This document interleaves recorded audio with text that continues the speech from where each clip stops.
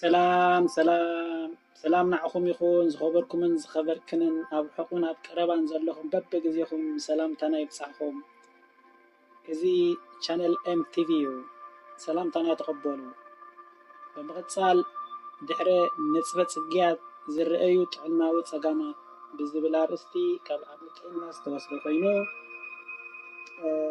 ምንጩ ካብ ሄልዝ ላይን ዝረኸብናዮ ጽሑፍ ኢና ከነቕርበልኩም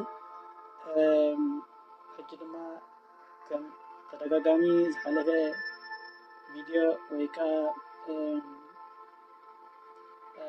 መደባት ክትከታተሉና ብጽሙና بتحتنا نحطت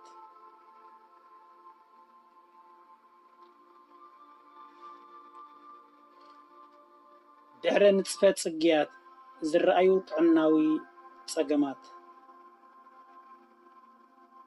ኣብ ንጽፈ-ጽግያት ዝርአዩ ሆርሞናዊ ለውጥታት ነተን ደቂ ኣንስትዮ ንዝተፈላለዩ ጥዕናዊ ጸገማት ከም ዘቃልዕን ክኢላታት ይገልጹ።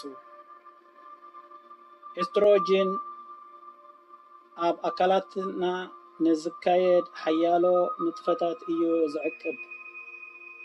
ንጥፈታት ኣእምሮ፣ ቆርበት፣ ኣጽምቲ፣ ልቢ ወዘተረፈ ይብል ኣብ ዩኒቨርሲቲ ኒውዮርክ ኣሜሪካ ዝርከብ ዶክተር ሚካኤል ዋረን።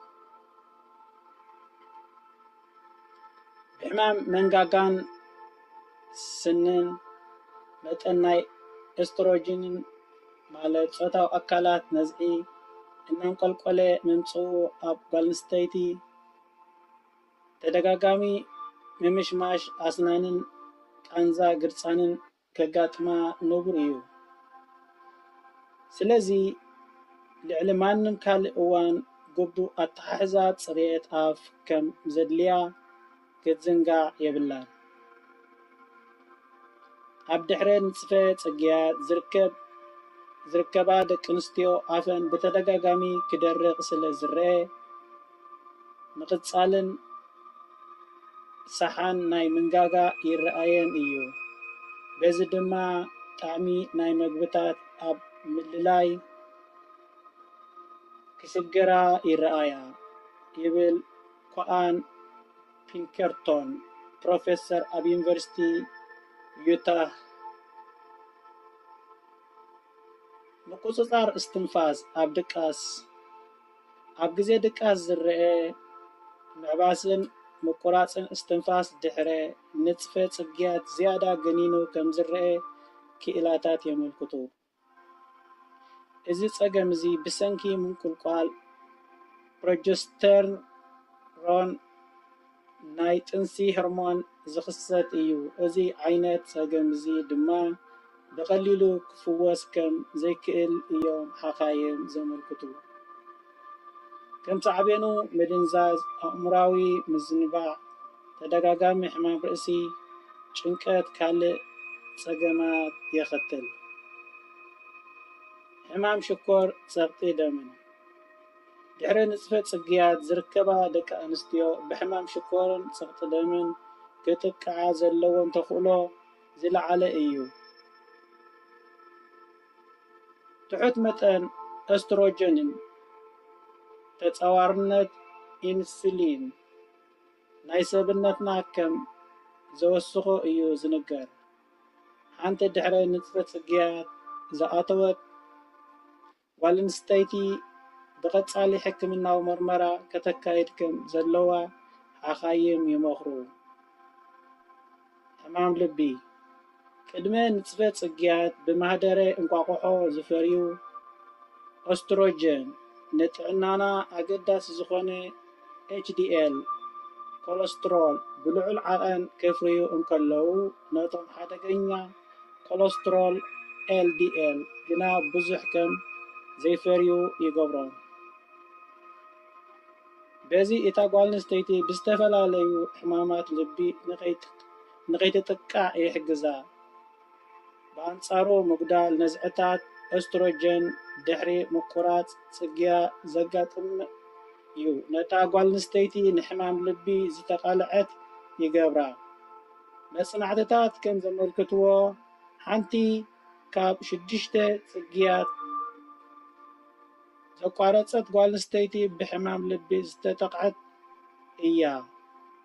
ሽጋራ ዘይምትካኽ፣ ኣሕምልቲ ፍረታት ምዝውታር፣ ምውስዋስ ኣካላት ምክያድ ካብ ገለ ካብቶም ድሕረ ምቁራጽ ጽግያት ደቂ ኣንስትዮ ከድህባሉ ዝግብአን ሜላ መንብሮ እዩ። ጸገም ስርዓተ ሽንቲ ኤስትሮጀን ኣብ ምቁጽጻር ስርዓተ ሽንቲ ልዑል ተራ እዩ ዘለዎ። ንጭዋዳታት ፍሕኛ ሽንቲ ብምሕያል ናይ ምጭባጥን ምምጣጥን ዓቕሙ ከም ዝዕቅብ ይገብሮ።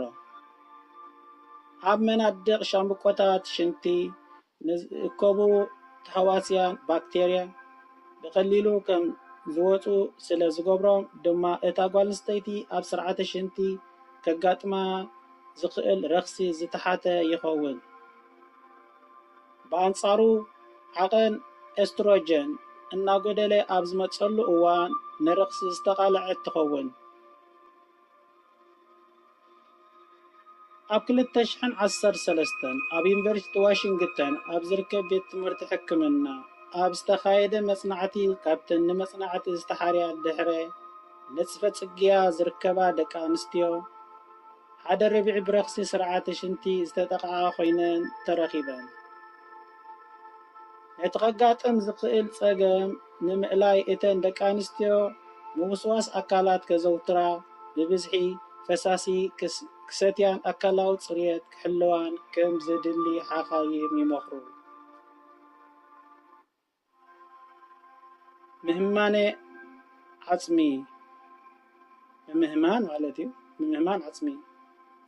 ኤስትሮጀን ጻዕቕን ድልዳለን ኣዕጽምቲ ኣብ ምዕቃብ ልዑል ተራ እዩ ዘለዎ። ጽግያ ጓል ዘቋረጸን ደቂ ኣንስትዮ ንምህማነ ዓጽሚ ኦስቶፖሮሲስ ዝተቓልዓ ምዃነን ሓኻይም ይገልጹ። ካብ 20 ክሳብ 30 ሚእታዊት ኣብ ደቂ ኣንስትዮ ዝርአ ምህማነ ኣዕጽምቲ ኣብ ቀዳሞት 5 ዓመታት ድሕረ ንጽፈ-ጽግያት ይርአ። ስለዚ ኣብዚ ዕድመ እዚ ዝርከባ ደቂ ኣንስትዮ ልዑል ትሕዝቶ ካልሽየም ዘለዎን ምግብታት ክወስዳ ይምከራ። ምጡን ክብደት ሰብነት ክውንና፣ ምውስዋስ ኣካላት ከዘውትራ፣ ዝወስድኦ መጠን ሽኮር ከጉድላ ይግባእ።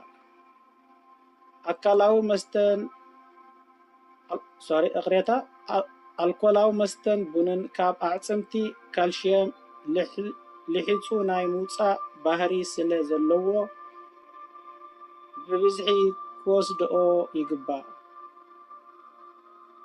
ስለዚ እዚ ነይሩ ናይ ሎማዓንቲ ድሕሪ ንጽፈ-ጽግያት ዝረአዩ ጥዕናዊ ጸገማት ኣብ ዝብል ናይ ዓምዲ ጥዕና ምንጭ ድማ ካብ ሄልዝ ላይን ብምዃን ዝረኸብናዮ ሓበሬታ ዝረኸብናዮ ምንጪ ኣገዳስን ጠቓምን ብምዃን ናባኹም ንዘካፈልናዮ ቻነል ኤምቲቪና ኣብ ዝቕጽል ግዜ ብተመሳሳሊ ቪድዮ ብተመሳሳሊ ጠቐምቲ ነገራት መጣን ክንራኸብ ኣብ መጨረሽታ እንተፈቲኹሞ ላይክ ከምኡውን ሼር ርእቶታት ወይ ከዓ ኮመንት ብምጽሓፍ ድማ ኣናጽር ርእቶኹም ክትገድፉልና በትሕትና ንሓትት።